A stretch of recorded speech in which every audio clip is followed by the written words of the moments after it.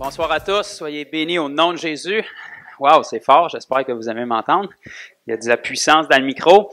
Je suis vraiment heureux, puis on est heureux en tant qu'Église de partager ce temps-là avec vous ce soir, tous ceux qui suivent en direct, qui vont suivre dans le futur aussi, puis tous ceux qui sont ici aussi, quelques personnes qui sont ici. On est vraiment bénis de pouvoir partager la bonne parole du Seigneur. Vous savez, on prend souvent ça pour acquis, mais on est bénis d'avoir des Bibles. Ça, c'est la parole de Dieu, c'est la révélation de Dieu. On est béni d'avoir un Dieu qui parle, qui a un livre qui parle, puis d'avoir son Saint-Esprit pour pouvoir la comprendre et l'écouter. Donc, on veut vraiment mettre ça en valeur ce soir. Puis, le Seigneur m'a inspiré dernièrement, dans les dernières semaines, durant des rencontres de prière, puis d'autres moments aussi avec dans sa présence, à vraiment axer plus, je ne sais pas pour combien de temps, mais en obéissance au Seigneur, je vais le faire. Le Seigneur m'a vraiment poussé à axer plus les prochains partages que je vais faire sur l'enseignement. Vraiment sur des enseignements bibliques, et c'est ce qu'on va faire ce soir. Et parce qu'il y a un gros besoin, je crois, au niveau du corps de Christ, sur certains points, de comprendre des choses. Et ce qu'on veut, c'est que être dans l'erreur, c'est pas grave. Demeurer dans l'erreur, ça, c'est grave. Donc, quand on est dans l'erreur, même si on est sincèrement dans l'erreur, on veut que le Seigneur nous corrige, qu'il nous réoriente, puis on veut se mettre dans la volonté de Dieu pour être capable de porter du fruit, puis glorifier le nom du Seigneur par notre vie. Ce soir, on va parler d'un thème qui est quand même très connu, qui est très exploité, qui est quand même fondamental de la vie chrétienne, qui est celui de la prière. Donc, probablement que tous ceux qui sont ici, et si vous m'écoutez, vous avez déjà entendu parler de la prière, vous priez possiblement vous-même, vous avez déjà entendu plusieurs enseignements là-dessus, mais on va vraiment prendre le temps, si Dieu le veut, qu'on puisse vraiment décortiquer. Et il y a beaucoup de choses à comprendre sur la prière, et je vais essayer de le mettre le plus simple possible, mais ce qu'on veut, c'est comprendre les principes de Dieu pour la prière, pour avoir les meilleurs résultats possibles. Okay? Vous savez, si on ne prie pas pour être exaucé, on est aussi bien de ne pas prier. Okay? On est capable d'occuper notre temps à faire d'autres choses. Donc, le Seigneur n'a jamais eu dans son intention qu'un enfant de Dieu fasse une seule prière qui n'est pas exaucée. Il n'y a pas personne au ciel, il n'y a aucun ange au ciel, puis aucun saint qui vous ont précédé au ciel qui s'attend à ce qu'une de vos prières ne soit pas exaucée. Donc, la prière est un outil que Dieu nous donne et il l'a conçu pour qu'on soit exaucé parce qu'il y a un but pour ça. Mais il y a une façon de prier, il faut comprendre c'est quoi la prière, il y a une façon de le faire, il y a un motif à avoir lorsqu'on prie. Et puis, il y a aussi un résultat quand on est exaucé. Donc, on va décortiquer ça ce soir. On va regarder en profondeur, mais en simplicité. Je suis pas compliqué. Je suis pas le genre de gars qui lit entre les lignes. Si vous me connaissez, je lis ce qui est écrit noir sur blanc, mais je prends le temps de le lire. Je pense que c'est ça. Dieu, sa parole, il l'a pas donné pour nous mystifier, il l'a donné pour nous révéler des choses. Il veut qu'on comprenne, parce que c'est tout à son avantage qu'on comprenne notre Dieu, qu'on vive la vie qu'il a planifiée pour nous. Et plus on comprend la parole, plus on est transformé, plus on vit à l'image de Christ, plus son nom est glorifié, puis Jésus-Christ est connu à travers nos vies. Donc, c'est tout à son avantage qu'on saisisse. Donc, le titre ce soir, s'il y a un titre à donner, c'est « Comment avoir du succès en prière ». Par la grâce de Dieu, ce soir, je vais essayer de ne pas m'emporter puis de tomber dans la prédication. Je vais être plus calme puis avoir mon visage d'enseignant pour être vraiment capable de vous transmettre les profondeurs de la parole. Simplement, qu'est-ce qu'il y en est dans des choses pratiques. Qu'est-ce qu'on doit corriger pour prier à la façon dont la Bible nous demande de prier? Souvent, la prière, c'est très vague. Les chrétiens, dès le moment qu'ils naissent de nouveau aujourd'hui, se font enseigner à prier. On ne sait pas trop exactement c'est quoi la prière. On parle dans l'univers, on sait qu'on parle à Dieu. On ne sait pas trop pourquoi prier. La majorité du temps, on prie pour une multitude de choses que la Bible ne nous enseigne pas à prier pour. Et ce que la Bible nous enseigne à prier pour, on ne le sait pas, puis on ne prie pas. On ne prie pas pour ces choses-là. Puis on se surprend pourquoi on n'a pas d'exaucement, puis quand on n'est pas exaucé, ben là on se dévalorise, ou bien notre relation avec Dieu devient confuse, puis on se demande pourquoi Dieu exauce les autres, puis il nous exauce pas, parce que Dieu est bon, puis il est supposé de pas faire exception de personne. Donc c'est important de comprendre que c'est jamais Dieu le problème, c'est nous. OK? Donc en partant, si on comprend que c'est nous qui ne saisit pas des choses, ben on va chercher l'information nécessaire, on ajuste notre tir, puis on regarde Dieu nous bénir, puis passer à travers nous. Fait que j'ai tellement de choses à vous dire. Ce soir, on pourrait être ici jusqu'à demain matin. Mais si vous êtes capable, prenez des notes à la maison. Ceux qui sont ici, prenez ça en note. Puis ceux qui écoutent en direct, ça va être important peut-être de les réécouter dans le futur. Ils vont avoir tellement de matériel qui va être donné, de versets qu'on va regarder. Donc, ça va être nécessaire, je pense, de réécouter à nouveau ou de mettre pause dans le futur pour aller vérifier les Écritures et puis vraiment de scruter ça. Et puis, je vous garantis que si on ajuste les points que je vais vous partager ce soir, votre vie de prière va être révolutionnée. Puis pas seulement votre vie de prière, parce que la prière est tellement une partie majeure de notre vie chrétienne que si votre vie de prière est révolutionnée, votre vie en entier avec le Seigneur va être révolutionnée. Puis non seulement votre vie va être révolutionnée, mais la vie de d'autres personnes autour de vous va être impactée. Parce que vos prières vont être exaucées, puis ça va toucher d'autres personnes aussi. Fait que je veux juste qu'on prenne un petit temps juste pour remettre ça au Seigneur avant qu'on commence. Parce que c'est sa parole, puis c'est son Saint-Esprit. Fait que je veux pas être un orateur, je veux vraiment être sa bouche ce soir, et que l'Esprit qui a écrit cette parole-là puisse vraiment la faire rentrer dans nos cœurs, puis ouvrir notre entendement pour qu'on la saisisse. Fait que Seigneur, on te remet ce temps ici ce soir, en toute simplicité, en toute humilité. On te remercie pour ta présence qui nous a précédés. On te remercie parce que tu es toujours fidèle à ta parole. Tu es fidèle pour nous la révéler, pour nous la faire comprendre. Tu dis même que tu as mis en nous le vouloir et le faire pour qu'on l'accomplisse. Donc, tu as pourvu à tout ce qui est nécessaire. Ce soir, on veut ouvrir grand nos oreilles, grand nos cœurs. On veut que ta parole fasse son chemin. On veut comprendre ce qui va être partagé, Seigneur, par ma bouche. Je te prie de m'aider, de m'inspirer à faire ressortir ces Écritures que tu nous as données depuis longtemps pour qu'on comprenne, qu'on oriente les choses différemment dans nos vies et qu'on puisse voir des percées à plusieurs niveaux, Seigneur. Permets-nous de sortir transformés de ce temps et qu'on puisse mettre en application ces choses-là qu'on va entendre, afin qu'on soit dans une grande joie de voir ta fidélité et vraiment ta joie de nous exaucer à chaque prière qu'on élève vers toi, Seigneur. Au nom de Jésus. Amen. OK. Calez vos casques, attachez votre ceinture, on décolle. La prière. Donc, essentiellement, la prière, pour faire simple, il s'agit de parler à Dieu. Si je parle à la personne qui est devant moi, en ce moment, on a une conversation. Si je fais la même chose avec Dieu, on appelle ça de la prière. Donc, il s'agit de parler avec Dieu. C'est la façon dont Dieu nous donne de communiquer avec lui. Donc, il n'y a pas beaucoup de révélations jusque-là, mais c'est une base à établir. Maintenant, Dieu a établi la prière pour un but. OK? Vous le savez, trop souvent, à tort et à travers, on dirait que l'être humain, ou du moins l'Église moderne, comme on la connaît aujourd'hui, remet tout entre les mains de Dieu. On pense que Dieu est en contrôle de tout. On pense que tout ce qui se passe sur la planète, c'est Dieu qui veut ça. On pense que la volonté de Dieu va toujours s'accomplir parce que c'est Dieu puis il peut pas faillir. C'est vrai que c'est Dieu et c'est vrai qu'il ne peut pas faillir. Mais si Dieu nous donne, en fait, c'est Dieu qui a créé la prière. C'était pas notre idée au départ. Donc, si Dieu nous donne un outil qui est la prière et qui nous donne une façon de prier, ben c'est parce que la prière peut changer quelque chose ici-bas. Okay? Autrement dit, si la volonté de Dieu s'accomplit toujours, il n'y a rien qui arrive pour rien, puis tout ce qui se passe sur la planète, c'est sa volonté, puis c'était dans son plan, ben, pourquoi est-ce qu'il nous demanderait de prier? Notre prière ne peut pas rien y changer si tout ce qui arrive est toujours la volonté de Dieu. Ça veut dire que la prière, c'est un outil que Dieu nous donne qui permet de changer les choses ici-bas. Si notre prière peut changer les choses ici-bas, c'est-à-dire qu'il y a des choses ici-bas qui doivent changer. Donc, il y a des choses qui se produisent ici-bas qui ne sont aucunement la volonté de Dieu. OK? Donc, en partant, si vous m'écoutez, puis vous avez déjà eu dans votre bouche, puis vous êtes un enfant de Dieu naturellement, des termes comme « il n'y a rien qui arrive pour rien », ne dites plus jamais ça. Il y a une multitude de choses qui arrivent sur la planète à chaque jour pour rien. OK? S'il n'y a rien qui arrive pour rien, la famine à travers le monde, c'est Dieu qui veut ça. Les enfants qui sont battus, qui sont agressés, qui meurent de faim, c'est Dieu qui veut ça. Et on sait clairement par sa parole que ce n'est pas vrai. Donc, il y a une multitude de choses qui arrivent sur la planète qui ne sont pas la volonté de Dieu.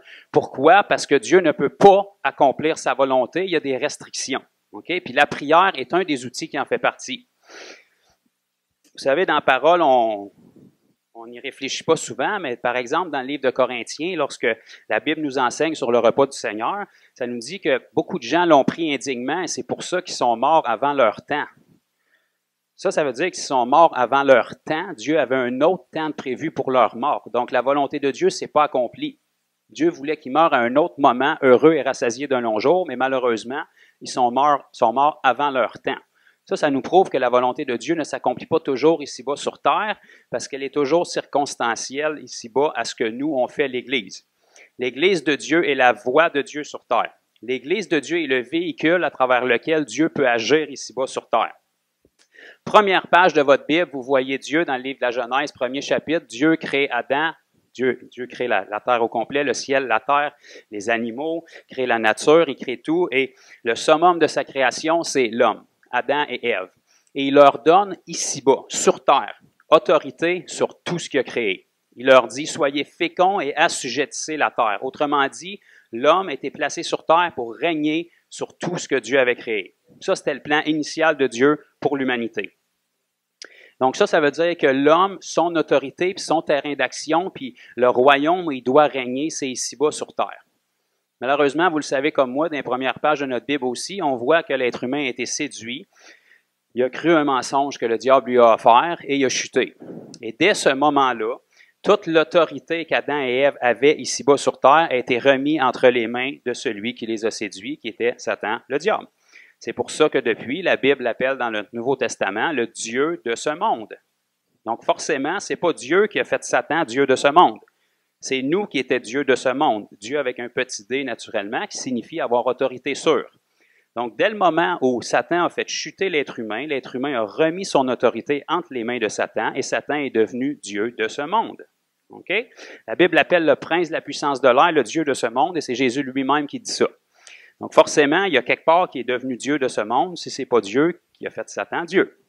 Je mets ça le plus simple possible. Là. Ça veut dire que Jésus, lorsqu'il est venu, nous on le sait en tant qu'enfant de Dieu né de nouveau, quand Jésus est venu, il est venu ici sur terre par son sacrifice à la croix, renverser ça.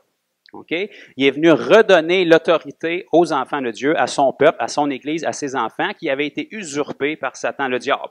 Donc, il nous a restauré la vie, il a ramené son esprit en nous et il nous a redonné l'autorité. Il a dit, tout pouvoir m'a été donné dans le ciel et sur la terre, maintenant allez, guérissez les malades, chassez les démons, prêchez l'Évangile, ce que vous lirez sur la terre sera lié dans les cieux, ce que vous délirez sur la terre sera délié dans les cieux. Donc, il nous a redonné une autorité qui nous appartenait au départ. OK? Donc, ça veut dire que l'autorité que Adam avait au départ, maintenant, a été replacée entre les mains de l'Église.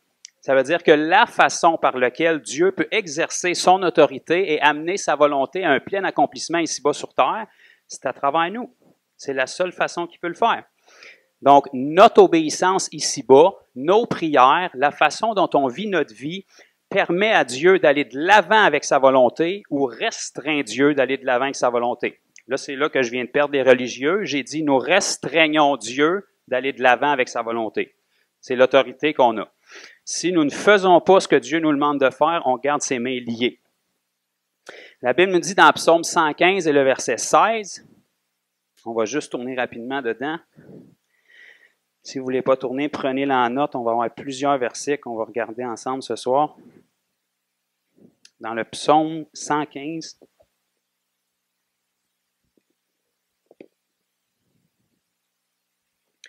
et le verset 16.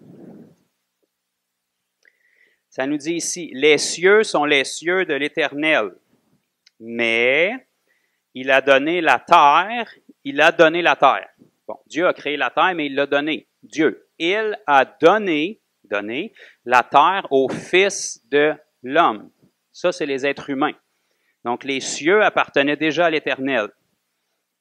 Dieu, parce qu'il y a de la suite dans les idées, les cieux, c'était pas assez pour lui, fait qu'il a créé la terre. Il a donné la terre à l'être humain. C'est votre cadeau, c'est votre terrain, dirigez dessus, assujettissez-la, soyez féconds et remplissez la terre de mon image et de ma ressemblance afin que la terre ressemble au ciel. C'est ça le plan de départ. OK? Il a donné la terre aux êtres humains. Les êtres humains l'ont donné au diable. Le diable est devenu Dieu de ce monde.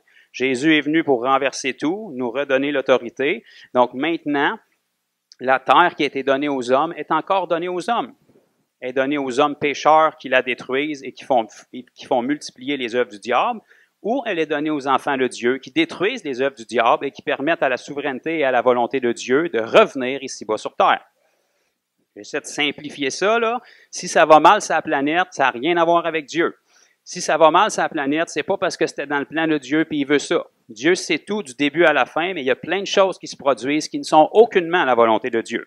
La Bible nous dit que Dieu voudrait que personne périsse puis que tous arrivent à la repentance. Pourtant, vous savez comme moi que ce n'est pas tous qui arrivent à la repentance puis qu'il y en a qui périssent. Ça veut dire que la volonté de Dieu ne s'accomplit pas à ce niveau-là. Okay? Ça veut dire que si on veut permettre à la volonté de Dieu d'aller de l'avant ici-bas sur terre, ben c'est nous qui décidons.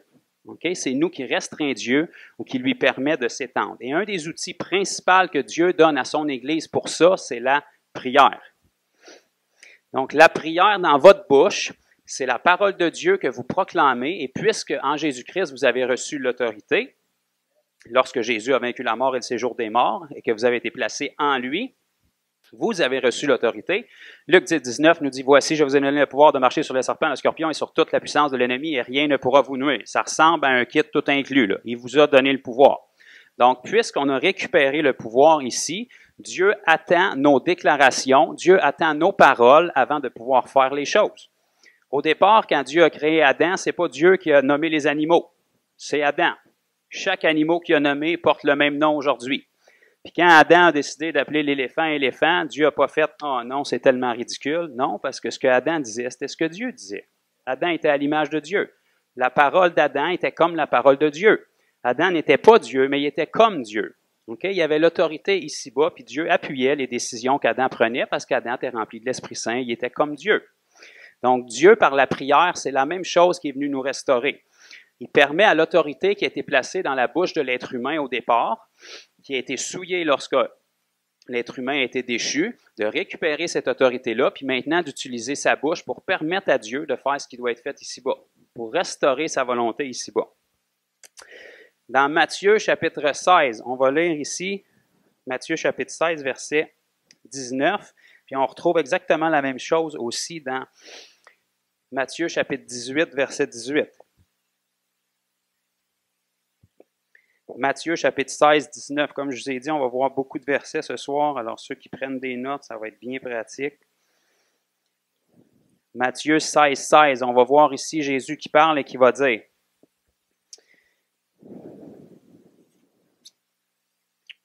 Matthieu 16 et le verset 19, pardon. « Je te donnerai la clé du royaume des cieux. Ce que tu lieras sur la terre sera lié dans les cieux, et ce que tu délieras sur la terre sera délié dans les cieux. » OK? Là, Dieu est en train de parler à travers la bouche de Jésus à des hommes. Ce que tu lieras sur la terre sera lié dans les cieux, ce que tu délieras sur la terre sera délié dans les cieux. Chapitre 18, verset 18, Jésus va réitérer la même chose encore une autre fois. Je vous le dis en vérité, tout ce que vous lierez sur la terre sera lié dans les cieux, tout ce que vous délierez sur la terre sera délié dans le ciel. Ça veut dire que si on ne lit pas les choses qu'on doit lier, Dieu ne peut pas le faire. Sa volonté est restreinte. Si on ne délie pas les choses qui doivent être déliées, Dieu ne peut pas le faire. Sa volonté est restreinte. Donc la prière est de première importance dans nos vies. Là, on va regarder un petit peu, ça ressemble à quoi la prière biblique, pourquoi est-ce que souvent on n'est pas exaucé. Puis la majorité de l'Église moderne aujourd'hui prie pour une multitude de choses que la Bible ne nous enseigne pas à prier. Et pourtant, les points sur lesquels la Bible nous dit clairement de prier, ils sont peu nombreux en fait. On va les résumer ce soir en deux catégories, là. Souvent, on complique les choses, puis c'est certain que ces catégories-là peuvent être plus spécifiques, mais règle générale, dans la Bible, la prière et l'intercession se résument à deux catégories de personnes pour deux buts spécifiques. Puis la majorité du reste, pourquoi on prie, la Bible ne nous dit pas de prier pour ça. La Bible nous dit d'exercer notre autorité parce que c'est des choses qu'on a déjà. Fait on va tuer beaucoup de vaches sacrées ce soir, puis on va faire fâcher beaucoup de personnes, mais on va se réveiller, puis on va commencer à avoir du succès. Okay? Si ce qu'on fait ne fonctionne pas, il faut sortir la tête du sable, puis à un moment donné, il faut s'arranger pour que ça fonctionne. On corrige, puis on s'ajuste. La Bible nous dit dans Hébreux chapitre 4 et le verset 16.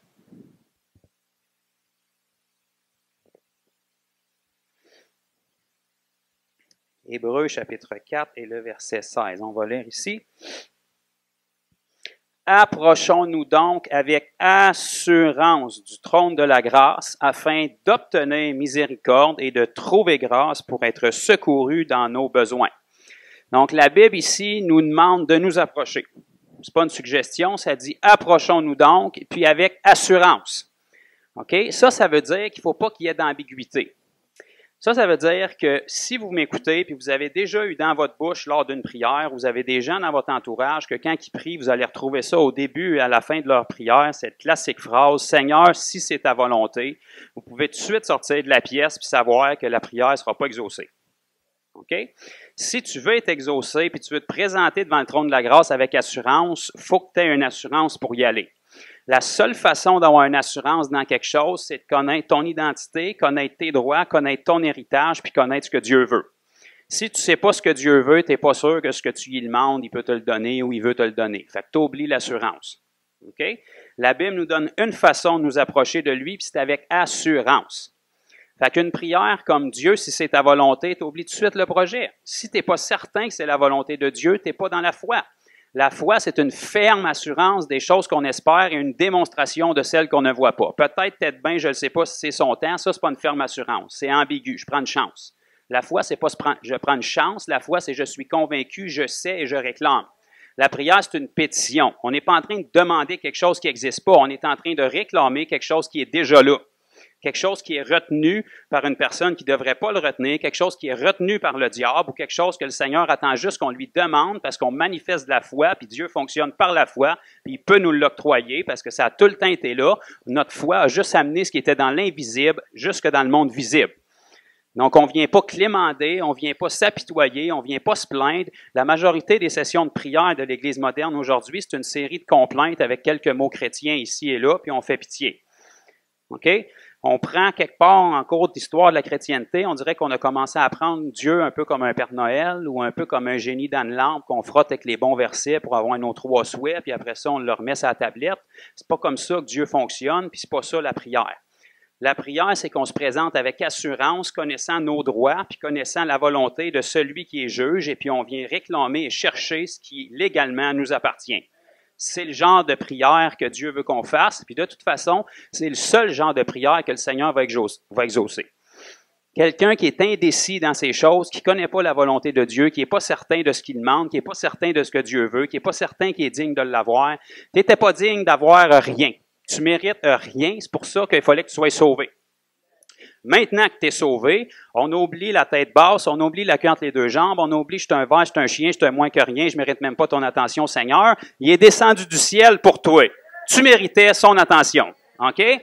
Fait que là, on sort d'une mentalité de victime, puis on rentre dans la mentalité que tu n'as jamais été assez juste pour mériter ton ciel. La seule raison que tu as une autorité devant Dieu, c'est parce que tu as été placé en Jésus, c'est lui ta justice. Jésus méritait pleinement tout ce qui lui a été octroyé parce qu'il a eu une vie parfaite sans péché, et c'est cette justice-là qui a été placée sur toi. Donc, tu te présentes avec assurance, parce que quand tu te présentes, tu es en Jésus. Et puis, tu as un avocat auprès du Père qui est de ton bord. Le juge est de ton bord, l'avocat est de ton bord, puis toi, tu as des droits. Fait que peux être sûr que tu ne repartiras pas de là déçu. C'est ça que ça veut dire se présenter avec assurance. Fait que c'est fini la série de complaintes, c'est fini de faire pitié, c'est fini d'essayer de quémander, c'est fini le sac et la cendre. Ça, c'est de l'Ancien Testament. OK? C'est le même Dieu, c'est la même prière, mais l'alliance n'est pas pareille. Maintenant, on est de l'autre côté de la croix. Le 3/4 des prières qu'on fait, c'est des choses qui sont déjà accomplies, que le Seigneur ne nous demande pas de prier pour, il nous demande de l'exercer puis de le faire.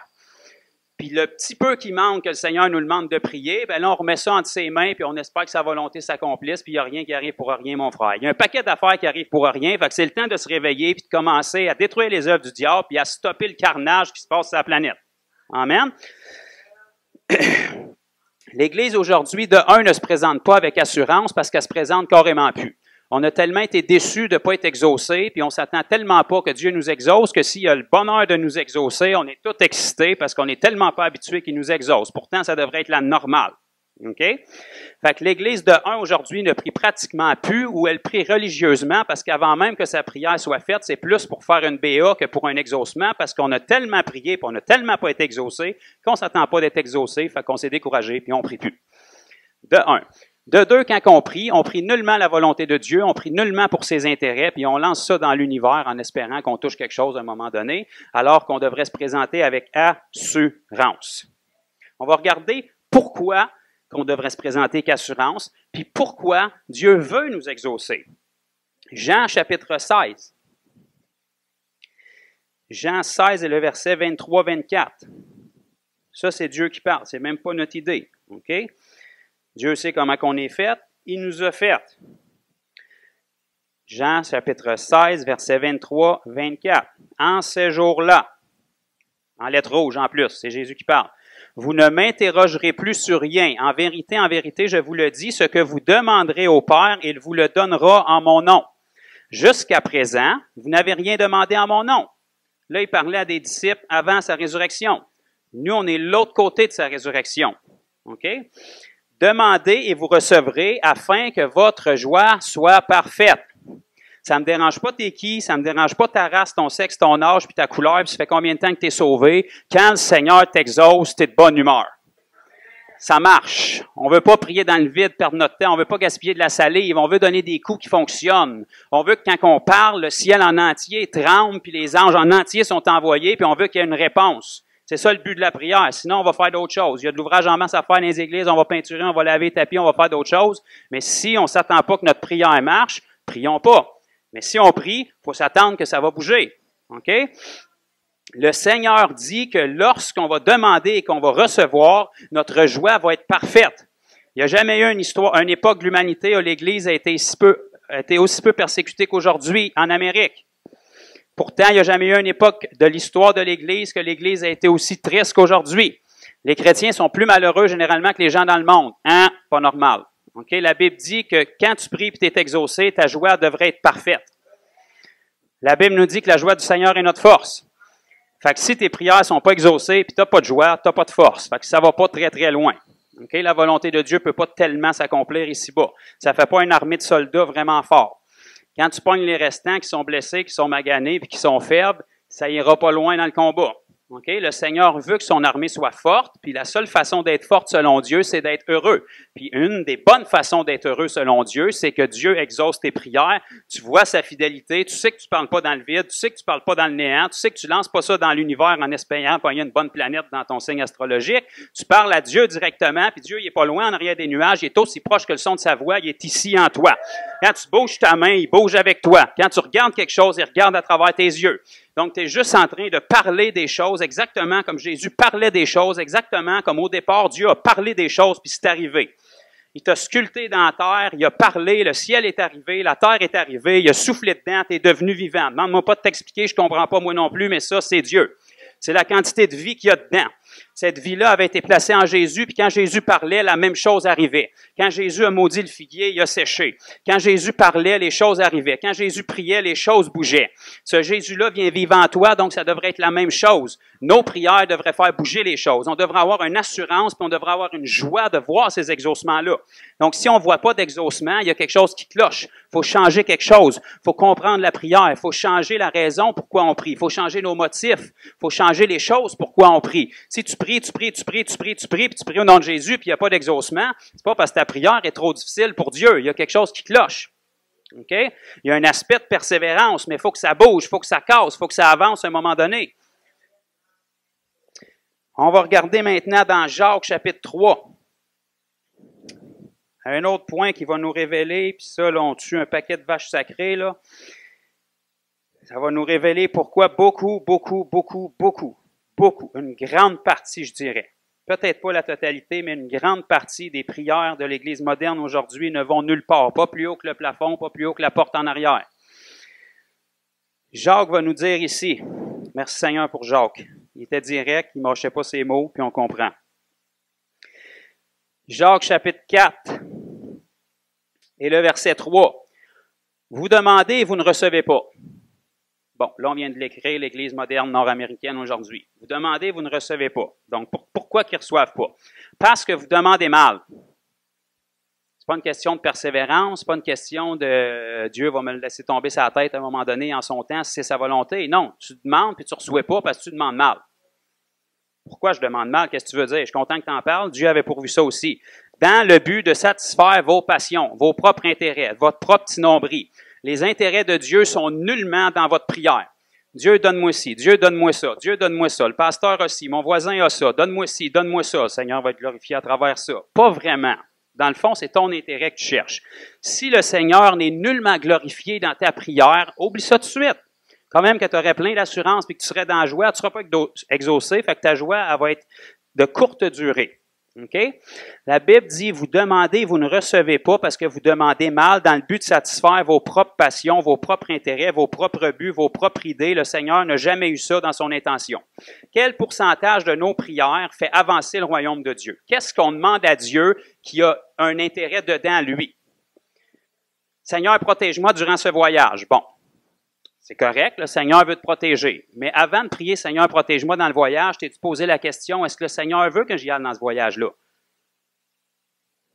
Bon, voyez-vous, j'ai eu la réponse que je voulais.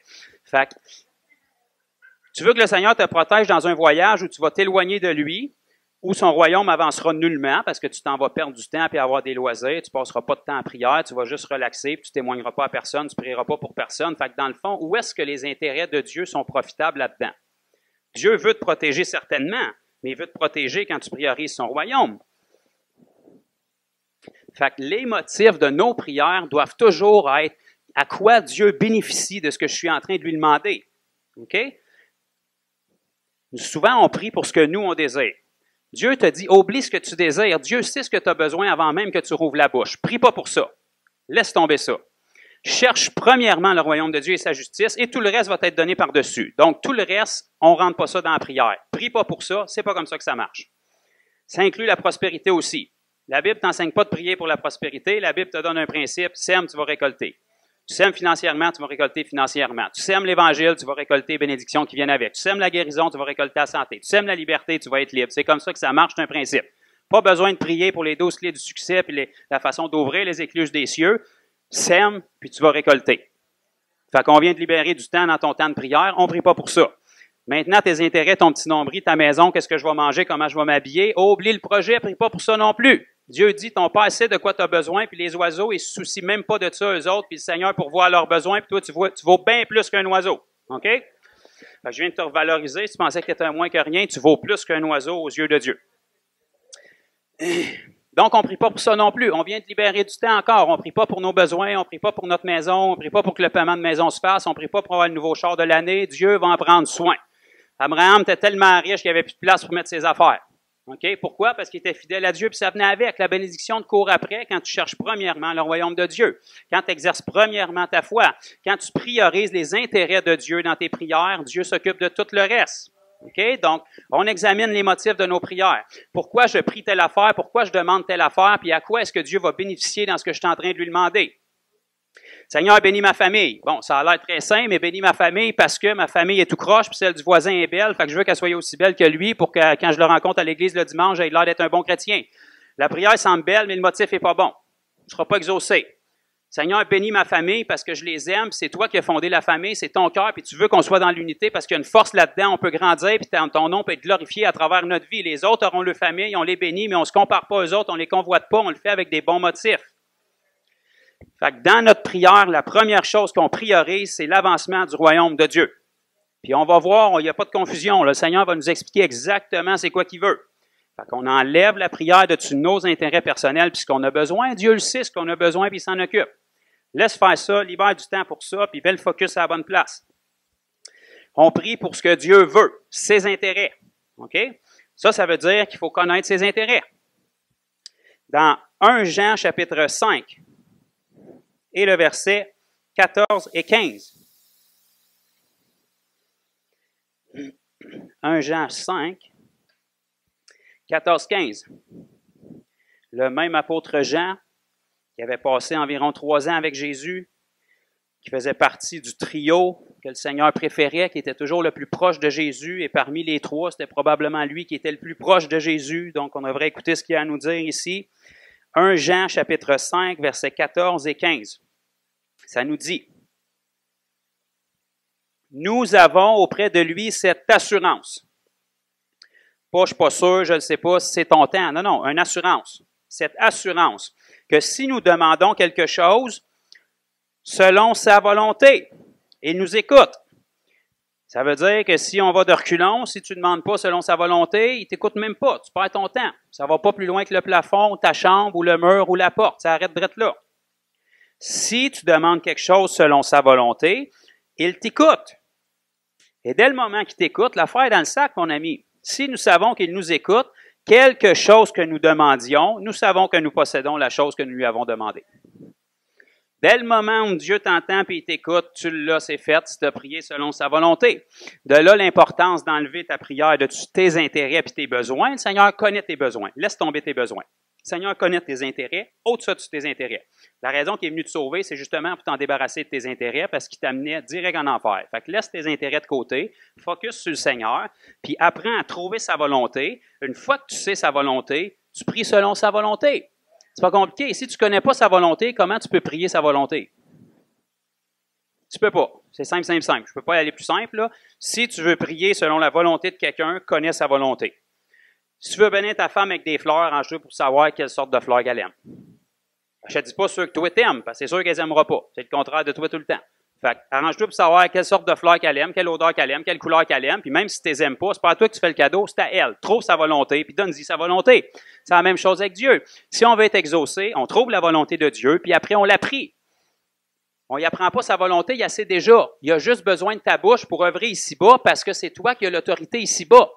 Dieu reprend son autorité ici-bas à travers toi. Dieu ne peut pas passer croche pour faire les affaires malhonnêtes. Il a conçu l'être humain comme ça. Les cieux y appartiennent, mais la terre appartient au Fils de l'homme. C'est pour ça que pour récupérer l'autorité, il a fallu qu'il se fasse un corps comme nous, un corps d'homme. Là, il a pu exercer l'autorité parce que c'est comme ça que les choses fonctionnent. Donc, il faut que tu apprennes sa volonté. Une fois que tu connais sa volonté, tu exerces l'autorité pour lier, délier, pour proclamer. Et puis là, les choses se passent. Tu autorises Dieu à réintervenir ici-bas sur terre, puis il peut le faire entièrement légalement parce que tu es un homme, puis tu passes par la prière dans sa volonté. Simple comme ça. Maintenant, la Bible nous dit dans Romains 12:2, ne vous conformez pas au siècle présent, mais soyez transformés par le renouvellement de l'intelligence, en sorte que vous discerniez la volonté de Dieu. Okay? Dieu est plus censé d'être un mystère. Okay? Le Dieu de l'Ancien Testament, certainement, il l'était. Oui, on ne comprendra jamais Dieu complètement dans notre cerveau humain limité, mais par la révélation de son esprit et de sa parole, ce dont il est nécessaire pour nous pour vivre une vie de piété nous a été révélé. Okay? Donc, la Bible nous dit d'être transformé par le renouvellement de notre intelligence afin de discerner sa volonté. Dieu ne veut pas que tu sois tout le temps dans le néant et dans l'ambiguïté. Sa volonté est révélée puis il veut que tu la connaisses. C'est ton travail. Sa volonté, ce qui est bon, agréable et parfait. En partant, il te donne une bonne indice. Tout ce qui n'est pas bon, agréable et parfait, ce n'est pas sa volonté. S'il y a de l'ambiguïté sur ce que c'est pour toi bon, agréable et parfait, ben, tu retournes à ton modèle qui est Jésus, puis tu regardes c'était quoi qui était bon, agréable et parfait dans sa vie. Donc, ce qui est bon, agréable et parfait, c'est la volonté de Dieu. Puis une fois que tu discernes ces choses-là, que tu reconnais ces choses-là, ben là, tu peux commencer à prier pour ces choses-là. Parce que ça, c'est des bons intérêts. Ce pas des intérêts personnels, c'est des intérêts du royaume de Dieu. Parce qu'après notre nombril ici, la terre tourne pareil, là. OK? Quand même que vous n'allez pas bien, que vous avez de la petite pépine, que votre voisin n'a pas été fin, que votre femme n'a pas dit les bonnes choses qu'elle aurait dû dire, que vos enfants n'ont pas été du monde aujourd'hui, la terre tourne pareil, là. Il y a des affaires terribles qui se passent sur la planète, bien pire que vos petits problèmes. OK? Puis les gens ont encore besoin du Seigneur, puis le Seigneur a besoin de vous pour pouvoir les rejoindre. Fait que laissez tomber vos problèmes. Pendant que vous vous occupez du problème des autres, le Seigneur peut régler vos problèmes. Puis la raison pourquoi vos problèmes sont des problèmes, c'est parce que vous n'arrêtez pas de les contempler, puis ils sont énormes comme ça. Fait que juste de mettre vos yeux sur les autres, vous allez oublier vos problèmes. Ils vont se régler avant même que vous ayez la chance de prier pour. Parce que vous ne vous occupez pas de vos intérêts, vous vous occupez de ceux de Dieu. Fait qu'on trouve les intérêts de Dieu, on trouve ce qui fait avancer son royaume, on prie pour ces choses-là, Dieu exauce ces choses-là, on est rempli de joie, puis parce qu'on est rempli de joie, on ne se souvient même plus qu'on a des problèmes, puis parce qu'on est dans la joie, on est fort, puis parce qu'on est fort, bien, on va de l'avant, puis on fait avancer le royaume de Dieu, on est des bons soldats. Dieu a besoin d'une armée qui est forte. Une armée qui est forte, c'est une armée qui est dans la joie. Une joie que le monde ne peut pas te donner. Pas une joie émotionnelle. Je suis content un jour, je suis triste l'autre, je suis de bonne humeur l'autre journée, je suis triste l'autre. Ça, c'est mondain, ça, c'est charnel. La joie de l'Éternel, elle est constante. Pourquoi? Parce que c'est l'Éternel qui est ta joie. L'Éternel, il est tout le temps pareil, lui. C'est pour ça qu'il s'appelle « Je suis ». C'était « Je suis hier », c'est « Je suis là », ça va être « Je suis demain », puis là, c'est encore « Je suis », c'est tout le temps la même affaire. Fait que si Dieu est constant, puis Dieu est la source de ta joie est constante. Si ta joie est constante, tu es constamment fort. Si tu es constamment fort, tu n'as pas de faiblesse, puis tu n'es pas une cible pour le diable. Il va aller ailleurs, il va changer de trail. Puis toi, tu vas pouvoir exercer l'autorité que tu as par la prière, puis avoir des prières qui sont exaucées, parce que tu vas connaître la volonté de Dieu, puis tu vas la prier. Puis la dernière affaire que le diable et tous les démons veulent, c'est qu'un enfant de Dieu connaisse la volonté de Dieu. Ils veulent que ça soit mystique. Ils veulent que tu t'approches de Dieu avec une fausse humilité, que tu trembles, puis que tu dises « Oh, pauvre pécheur que je suis, Seigneur, si tu le veux, qui suis-je pour m'approcher de toi? Mais si tu le veux, fais. » Non, il ne le fera pas. Oublie ça, tu perds ton temps. OK? Il attend que tu parles en son nom. C'est ça la prière. Parler au nom de Dieu. Dieu ne s'est pas présenté devant l'univers au début. Tu sais, ça te ferait rien, l'abîme. Peux-tu me faire pousser un petit peu de terre? Tu sais, je ne veux pas être irrespectueux, mais ça te tenterait-tu de faire un petit effort, de me cracher un petit continent? Non. Dieu a parlé, puis c'est arrivé. Une assurance. Sa parole, il savait la puissance qu'il y avait dedans. OK? Fait que quand tu pries, c'est ça. Tu parles au nom de Dieu. Tu es en train d'autoriser Dieu à faire les choses. Tu es en train de lier les choses ici-bas pour qu'ils soient liés dans les cieux et vice-versa. La fameuse prière du Notre Père que la religion a mal utilisée, ça reste qu'elle est dans la Bible quand même. C'est Jésus qui a enseigné à ses disciples à prier. Fait que vu qu'on est des disciples, ben, ça serait peut-être une bonne chose qu'on la comprenne. Puis Jésus commence, première phrase, par dire « Voilà comment vous devez prier. Notre Père qui est aux cieux. » Donc, en partant, on sait à qui on s'adresse, puis on sait il est où. Fait que déjà là, on vient de démystifier une couple d'affaires. Notre Père qui est aux cieux, que ton nom soit sanctifié. Bon, ça veut dire qu'il est saint. Que ta volonté soit faite sur terre comme au ciel. Wow, ça veut dire que si Dieu est en contrôle de tout, puis que tout va arriver exactement comme il veut, bien dans le fond, on prie pour rien. C'est pour faire un poème puis remplir des pages de la Bible. Non, si Jésus te dit, voilà comment prier, tu dois prier pour que la volonté de Dieu se fasse sur terre comme au ciel. Mais comment ça? Dieu est capable de tout faire, il est tout puissant. Oui, mais Dieu ne passera pas en dehors des lois qu'il a préétablies. Lui, il s'occupe de sa volonté au ciel. Ça, tu ne changeras pas ça. Quand même que tu n'aimes pas ça, puis quand même que ça ne te tente pas, puis quand même que tu n'aimes pas ça, que l'asphalte soit faite en or, puis les portes soient faites en perles, ça va être de même pareil. C'est pas toi qui décides. OK? Ça, c'est sa volonté. Par contre, vu que la terre t'a été donnée, il ne peut pas forcer sa volonté sur la terre sous l'époque dans laquelle on est, qui est la dispensation de grâce. Il a besoin d'un intermédiaire humain parce que c'est comme ça que l'ordre des choses a été fait. Fait que toi, tu arrives, tu connais sa volonté, tu sais qu'au ciel, il n'y a pas de maladie, il n'y a pas de démon, il n'y a pas d'oppression, il n'y a pas de dépression, il n'y a pas de pauvreté, il n'y a pas de tristesse. Tu prends sa volonté qui est au ciel puis tu l'établis sur terre. Tu n'as pas besoin d'être questionné, puis Seigneur, si c'est ta volonté, tu le sais comment ça se passe là-bas. Fait que tu corriges les choses ici, puis quand tu parles, Dieu peut agir parce qu'il attendait juste ça pour faire les choses légalement. Une assurance, une conviction, pas Seigneur si tu veux. Non, le Seigneur, c'est tout le temps je veux, je peux. C'est oui et amen. Fais-les, away. Amen. Autre point, la Bible nous dit que les anges sont des esprits au service de Dieu. Yeah, alléluia, kumbaya. Ça poursuit en disant, envoyés pour exercer un ministère en faveur. Wow, ça ressemble à une bonne nouvelle. Ils ne viennent pas pour te taper dessus, ils viennent en faveur de ceux qui doivent hériter le salut. C'est moi. Ah, on a un frère en arrière qui hérite le salut. Les anges sont envoyés pour exercer un ministère en sa faveur aussi. Donc, c'est une bonne nouvelle. On n'est pas tout seul dans l'histoire. Déjà, juste Jésus de notre base, c'est déjà gagnant, puis il est le roi des rois, puis il n'a jamais perdu un combat depuis qu'il existe. Mais en plus de ça, parce qu'il est Dieu, puis il a tellement de suite dans les idées, il s'est arrangé pour même pas avoir à se lever de son trône. Il s'est fait des serviteurs qui ont toute la puissance nécessaire, qui ont chacun leur hiérarchie, chacun leur but, chacun leur fonction, puis ils peuvent accomplir sa volonté. Comment est-ce qu'ils marchent, les anges? Les anges, c'est oui et amen quand Dieu parle. Fait que ce que Dieu dit, c'est parti. Bon, tant mieux pour ce que Dieu dit. L'affaire, c'est que si on veut qu'il travaille en notre faveur, il faut que nous autres, on dise ce que Dieu dit. Parce que les autres, ils ne réagissent pas à personne, ils réagissent à la parole. À la parole de Dieu, qu'elle soit dans la bouche de Dieu, dans la bouche de Jean-Guy, dans la bouche de Paul, dans ma bouche, ils réagissent à la parole. Fait que dans ta prière, si tu connais la parole de Dieu, tu connais la volonté de Dieu, tu parles la parole, les anges te passent sur le scan, c'est plus fort qu'eux autres, c'est comme un aimant. Quand la parole de Dieu est parlée, ils font « Oups, on retourne à l'action, il faut qu'ils repartent ». C'est comme ça que ça marche. Psaume 103 et le verset 20. Pour tous ceux qui doutent, là, je vais vous sortir une petite écriture qu'on puisse le voir. Psaume 103 et le verset 20. Beaucoup de versets, c'est pour ça que j'ai dit prenez des notes. Bénissez l'Éternel, vous ses anges. Ça a l'air qu'il ne leur laisse pas d'option aux autres non plus. Quand Dieu nous parle à ses enfants, il nous donne des commandements. On a le libre arbitre, on peut désobéir, mais il nous donne un commandement. Les anges, c'est la même affaire.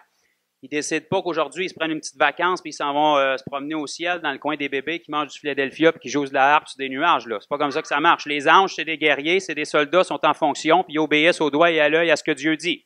OK? Bénissez l'Éternel, vous ses anges. Fait que ça donne que c'est pas optionnel pour eux autres.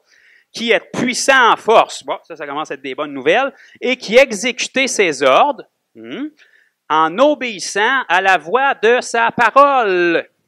Sa parole. Sa parole. Parole de qui? Parole de Dieu. Il y a une bonne nouvelle pour vous. Ça ici, c'est la parole de Dieu. Elle a sorti de la bouche de Dieu initialement, par son esprit, il l'a fait passer à travers des hommes, mais ça ne dérange pas à travers qui qu'elle passe, c'est la parole. Fait que ce soit Dieu qui parle de son trône ou que ce soit toi qui répète cette parole-là, les anges y obéissent pareil. Eux autres, ça ne dérange pas de où est-ce qu'elle sort la parole. Ils ont été conçus pour obéir à la parole. Dès que la parole sort, il y a comme un aimant qui fait « OK, il faut qu'on y aille, c'est parti ». Puis la bonne nouvelle, c'est qu'ils sont puissants en force. Fait qu'inquiète-toi pas pour le besoin. Ils sont attitrés pour chaque phase de la parole. Il y a un ange qui est capable de l'accomplir.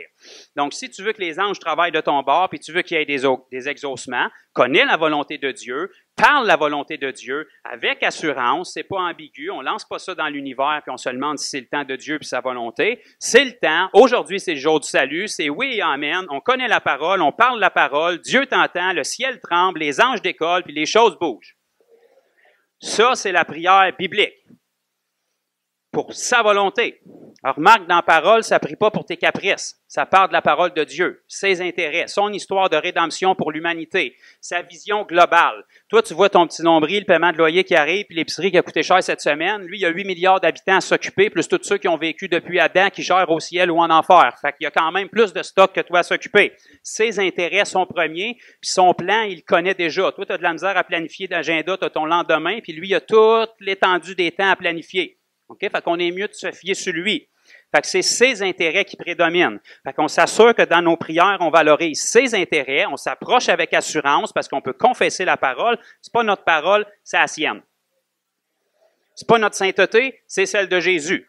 Donc, on est blanc comme neige, on a accès au trône de grâce. Tu sais que dans l'Ancienne Alliance, il y avait un gars, une fois par année, qui pouvait faire ça. Puis je peux te dire qu'il était sous stress parce que s'il n'avait manqué un coup, il tomberait de mort, puis personne ne pouvait aller le chercher, il fallait qu'il sorte de là avec une corde. Dieu t'a dit, tu as accès au trône de grâce avec assurance. Il y a quand même bien des étapes qui ont été faites pour que tu arrives là. Ça a l'air que le sacrifice de Jésus est tellement parfait que tu peux t'approcher avec une assurance que le souverain sacrificateur n'avait pas dans l'Ancien Testament. La prière, c'est ça, dans le fond. C'est toi, même si ton corps est ici-bas sur terre, tu connectes avec ton esprit qui est assis à droite du Père dans les lieux célestes en Jésus-Christ parce que tu as été placé en lui selon Colossiens, puis tu commences à accéder au trône de grâce avec assurance. Tu déconnectes d'ici, tu te retrouves là-bas parce que c'est là que tu es, puis tu commences à réclamer ce qui t'appartient déjà. Montagne, bouge. Selon la volonté de Dieu. Pas tes intérêts. La volonté de Dieu. C'est quoi la volonté de Dieu? Ses intérêts. Détruire les œuvres du diable puis sauver des âmes pour en sauver le plus grand nombre avant qu'il soit trop tard. Peu importe c'est quoi les prières qu'on va voir dans la Bible, ça tourne tout autour de ça. Si ta prière, quelle qu'elle soit, ne bénéficie à personne d'autre que toi, même si elle était belle, même si elle était noble, c'est pas la volonté de Dieu. Dieu demande un détachement. Dieu veut compris pour les autres. Dieu veut compris pour ses intérêts. Dieu veut compris pour les intérêts des autres. Fait qu'en partant, si la prière bénéficie juste à la propre petite personne qui prie, c'est pas la volonté de Dieu. On change, on réaxe nos intérêts, on cherche la volonté de Dieu, on la connaît, puis on la parle avec autorité, puis les choses bougent. Puis parce qu'ils bougent, ben on est rempli de joie. Puis parce qu'on est rempli de joie, ben on est fort. Parce que les gens sont tellement faibles aujourd'hui, ils cherchent des gens forts. Parce que les gens sont tellement malheureux aujourd'hui, ils cherchent des gens qui sont dans la joie. Si l'Église est la solution au problème de l'humanité, puis il y a plus de tristesse et de découragement dans l'Église que dans le monde, où est-ce que les gens du monde vont aller pour trouver l'espoir? Où est-ce que les gens du monde vont aller pour trouver la lumière? Où est-ce que les gens du monde qui ne connaissent pas Dieu, qui ne savent pas comment prier à Dieu, ils ne savent pas quel nom y donner, ils ne savent même pas où lancer ça dans l'univers, si eux autres ne le savent pas, où est-ce qu'ils vont trouver leur réponse si l'Église du Seigneur Jésus ne le sait même pas, puis il n'y a même pas d'exaucement? Ils vont venir te voir pour avoir des réponses, puis tu vas dire, oui, on peut prier, mais Dieu est souverain dans le fond. C'est en son temps. Hein? Faut quand même pas y manquer de respect. Oui, il y a des choses qui sont en son temps, mais il y a des choses qui ne le sont plus. Il y a des choses que le temps est arrivé. La Bible dit que depuis 2000 ans, c'est la fin des temps. On est sur la fin des temps. Jésus a dit tout est accompli. Fait que si on trouve ce qui était accompli dans la partie que Jésus a faite, on n'a plus besoin de savoir si c'est son temps. Ça fait 2000 ans que c'est son temps.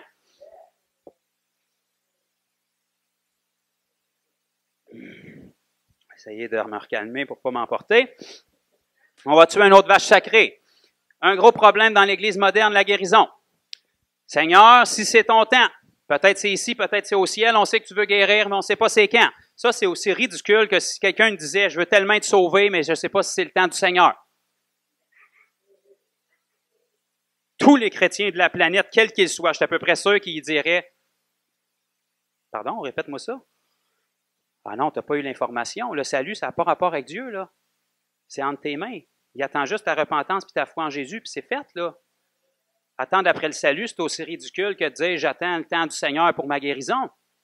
Parce que c'est le même sacrifice, c'est arrivé le même journée à quelques heures d'intervalle, mais c'est dans le kit. Fait que dire « j'attends que le Seigneur me guérisse », c'est comme de dire « j'attends qu'il me sauve ». C'est aussi ridicule. Même chose, c'est le même sacrifice. L'œuvre de la croix pleinement accomplie. J'attends que le Seigneur me délivre. T'attends quoi? J'attends que le Seigneur me pardonne de mes péchés. OK, ça fait 2000 ans que c'est fait, là. Ton pardon est mis en banque, il attend juste que tu t'en détournes pour les laisser aller, parce que pour un violeur, il ne peut pas t'enlever ce que tu veux garder. Si tu n'en veux plus, il est prêt, puis c'est fini. On close le deal, c'est fait. La guérison, c'est pareil. La délivrance, c'est pareil. Tout ce qui est inclus dans l'œuvre de la croix, on n'attend plus après ça. Si on n'attend plus après ça, ça veut dire qu'on ne peut plus prier pour ça non plus. Ouch. OK, on dit « Ouch! Parle-moi, Seigneur! » Les prières que j'ai entendues le plus souvent depuis que je suis au Seigneur, c'est la guérison et la délivrance. Pourtant, nulle part la Bible nous enseigne à prier pour ça. Bon, on a mon Père qui a dit un Amen, gloire à Dieu. Dieu ne nous demande pas de prier pour les malades, puis il ne nous demande pas de prier pour les démons. Il nous dit de guérir les malades et de chasser les démons. Dieu ne nous demande pas de prier pour les morts, il nous dit de ressusciter les morts. Dieu ne nous demande pas de prier pour les lépreux, il nous dit de purifier les lépreux. Ça n'a rien à voir avec Dieu. Sa partie du contrat est faite. On dit prier pour les malades pour que les gens comprennent, mais il n'y a pas de prière là. Personne dans la Bible n'a été guéri par une prière. Voyez-vous, j'ai eu 2 hochements de tête, puis même pas un Amen. Regardez dans votre Nouveau Testament la totalité des guérisons que vous allez voir, puis personne qui a opéré les guérisons n'a prié pour que ces guérisons-là se produisent. Il adressait le problème, il adressait la personne, il donnait un commandement, puis Dieu n'était pas inclus dans le processus parce que Dieu il a déjà clos le contrat, sa partie est faite. Tu n'as pas besoin d'y revenir puis d'y parler de la guérison. Tu n'as pas besoin d'y parler de la délivrance. Il n'y a aucune idée de quoi tu parles. Il dit, d'après moi, tu n'as pas eu l'information. Ma partie est faite depuis 2000 ans, puis elle est pleinement faite, puis je l'ai payée à cher prix. Achale-moi plus avec ça. Fais ta job. Matthieu 10, 6, 7. Guérissez les malades, chassez les démons, purifiez les lépreux, ressuscitez les morts. Vous avez reçu gratuitement, donné gratuitement. Ça veut dire que si tu as reçu gratuitement, la liste qui vient d'être donnée là, prie pas pour ça, puis parle-en pas à Dieu, tu l'as reçu. Exerce ce que tu as. Fait que tu viens de faire un paquet de ménage dans tes prières. Perds pas de prière pour la guérison, perds pas de prière pour la délivrance, puis pour tous les signes miraculeux qui venaient avec l'œuvre de la croix. Ça, c'est des commandements, puis c'est l'autorité que tu possèdes déjà. Fait que là, on vient de mettre beaucoup de monde en colère, puis on vient de leur faire réaliser que toute leur vie, ils n'ont pas vu d'exaucement parce qu'ils priaient pour des choses que Dieu t'a pas demandé de prier. Prier, c'est s'adresser à Dieu. Lorsqu'on parle de guérison, on ne s'adresse pas à Dieu dans le processus. Encore et encore et encore dans la Bible, vous allez voir que ce soit Jésus, que ce soit les apôtres, que ce soit l'Église primitive, quand ils opéraient une guérison ou un miracle, ils ne parlaient jamais à Dieu. Merci, ma sœur. Jean 5, 8, à la piscine de Bethesda. Jésus a regardé le malade qui était là depuis 38 ans, il a dit, lève-toi, prends ta natte et marche. C'est simple. Il n'a pas prié, il n'a pas parlé à Dieu, il n'a pas demandé sa permission. On salue la personne qui essaie de m'appeler en passant. Je suis en live, arrête de m'appeler s'il te plaît, tu déranges les gens. Actes chapitre 3, verset 6. Pierre et Jean, à la belle porte du temple, lorsque le boiteux était là, on voit ni Pierre ni Jean commencer à faire une prière. On voit Pierre et Jean regarder le malade puis lui dire « Lève-toi et marche ». Lui prennent la main puis ils le font lever. Bon, mais pourtant, ils sont arrogants, ils ont manqué de respect à Dieu, ils n'ont pas demandé à Dieu si c'était sa volonté, ils n'ont pas demandé à Dieu de descendre du ciel pour le faire. Non, parce que c'était déjà fait. C'était après la croix, après la résurrection. Ça fait partie du tout est accompli. Marc, chapitre 2, verset 11, quand ils ont descendu le paralytique par le toit, Jésus l'a regardé, il a dit « Lève-toi, prends ta natte et marche ». Il n'a pas consulté Dieu, il ne s'est pas mis à genoux, il n'a pas fermé les yeux, il n'a pas commencé à prier, il a parlé à la personne. Bien, clairement, tu es paralytique, tu as un problème. Ton problème, c'est que tu ne te lèves pas. Bien, lève-toi, prends ta natte et marche. C'est pas compliqué. Marc chapitre 1, verset 31, la belle-mère de Pierre qui était atteinte de la fièvre. Bien, Jésus l'a regardé, il l'a touché, puis il a menacé la fièvre. Il n'a pas parlé à Dieu, il a dit « Fièvre, lâche-la, sors de là », il l'a touché, puis elle s'est levée, puis elle a commencé à faire de la nourriture, puis à les servir. Encore une fois, Jésus n'a pas prié, il n'a pas parlé à Dieu, il a parlé à la personne ou il a parlé au problème.